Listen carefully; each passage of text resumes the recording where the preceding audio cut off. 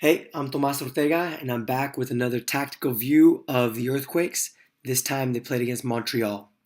Now, unfortunately, I'm a little bit sick, fighting off a severe cold, so I might sound a bit off today. So I wanted to look at Dominic Kinnear's system, particularly his high press.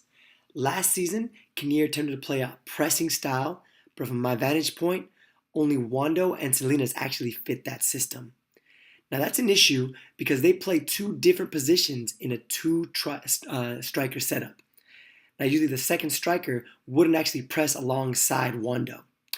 Ureña, on the other hand, he is a Kinnear style of player. Notice Wando, Ureña, and Dawkins. All of them are right there next to their man, waiting to press, forcing a long ball where the Quakes are able to easily recover.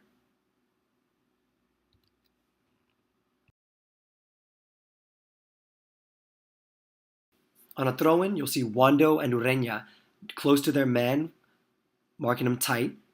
On the throw-in, Wando's able to quickly sneak in front and push forward. Ureña drags his defender, creating a shot for Wando.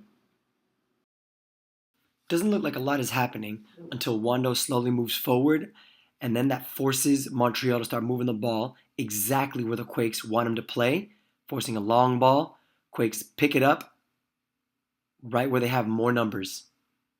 So all last year, Wando did great to split the field in half, meaning he allows no opportunity to switch the field by the defender.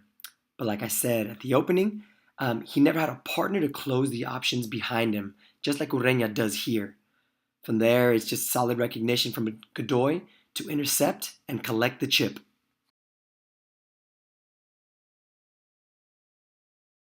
Here's another spot where Wando shades the defender where he wants him to play, right into Godoy's feet. Godoy making it look really easy.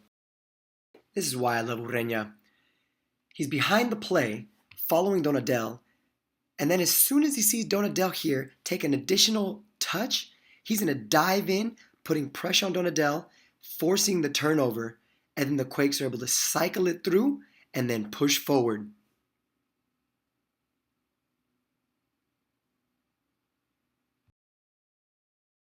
This is pointed out to me by Andre Martin on Twitter. Take a look at Godoy at the top of the screen and how he's yelling with his arms at both Lima down here and Tommy down here, how they don't press. And look what it allows. It allows Piatti time to try to find the back post. Luckily, ball goes out for a goal kick. So thanks for stopping by and hearing my thoughts on the Quakes versus Montreal game. The Quakes under Dominic Kinnear are absolutely a high pressing team. Now, I think they definitely struggled last year because they didn't have the correct pieces necessary to play that style. Now, correct me if I'm misquoting, but I believe Matt Doyle says that the high press is just as good as a number 10 in creating chances. Now, considering the Quakes don't actually have a number 10 or even the space in Kinnear's 4-4-2 setup, the press should suit them nicely this season.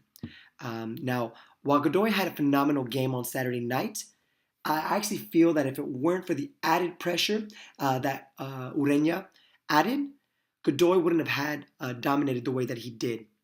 So I think this is definitely the best two-striker setup since Steven Lennart was making space for Wando in 2012 for the Earthquakes.